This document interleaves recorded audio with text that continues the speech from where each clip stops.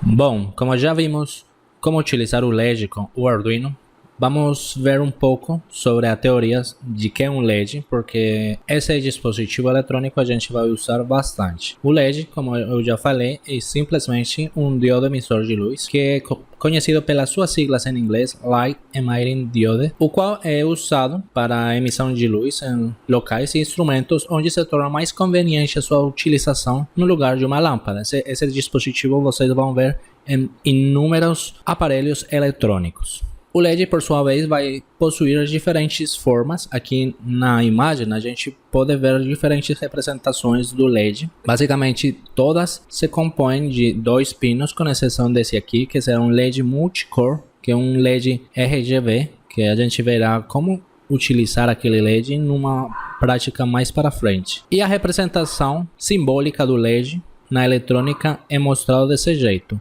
Aqui a gente tem um triângulo. Esse triângulo representa o anode do LED, né? Tem aqui uma linha que representa o catode do LED.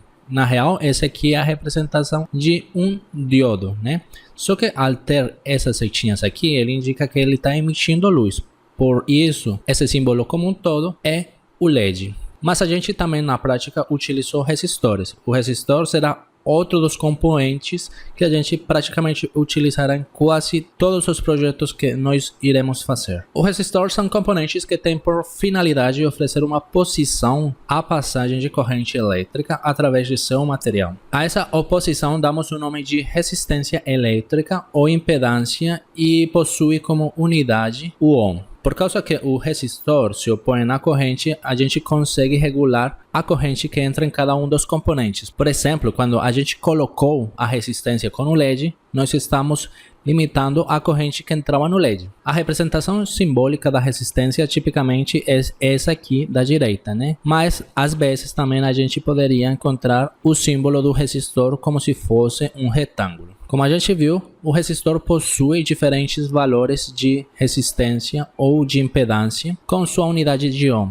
Dado que o resistor é muito pequeno, optou-se por utilizar um código de cores para saber qual é o valor do resistor. O resistor mais comum é o resistor que tem uma cor creme, né? Mas também existem outros resistores que, por exemplo, têm uma cor azul. Basicamente, o código de cores está mostrado nessa figura, onde, por exemplo, o preto é o 0, o marrom 1, vermelho 2, laranja 3, amarelo é o 4, verde é o 5, azul 6, roxa 7, cinza 8 e branco o 9. Então, se a gente tem, por exemplo, esse que é o resistor mais comum, as duas primeiras faixas você vai substituir pelo dígito representado no código de cores. Por exemplo, o primeiro é o marrom, então indica que é o 1, como a gente está vendo aqui.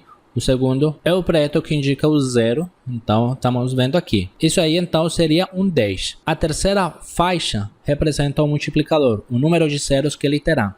No caso, ele é laranja, então o laranja indica que ele tem 3 zeros. Então 10 com 3 zeros dá 10.000 ohms ou simplesmente 10 kΩ. A última faixa representa a tolerância do resistor. No caso, aqui tem uma faixa de cor dourada que indica que tem uma tolerância de mais ou menos 5 na medida de resistência. Mas também será muito comum encontrar este outro tipo de resistor com cor azul, que ele é um resistor de precisão, é muito mais preciso, porque a gente vai ver que ele já tem uma tolerância de mais ou menos 1%. Aqui então, em lugar de utilizar 2 faixas como a gente utilizava aqui, ele vai utilizar 3 faixas como dígitos, no caso o 4, o 7 e o 5, que são representados por essas cores, ou seja, 475. Aqui, a penúltima faixa, então, vai indicar o multiplicador ou número de zeros que ele possui.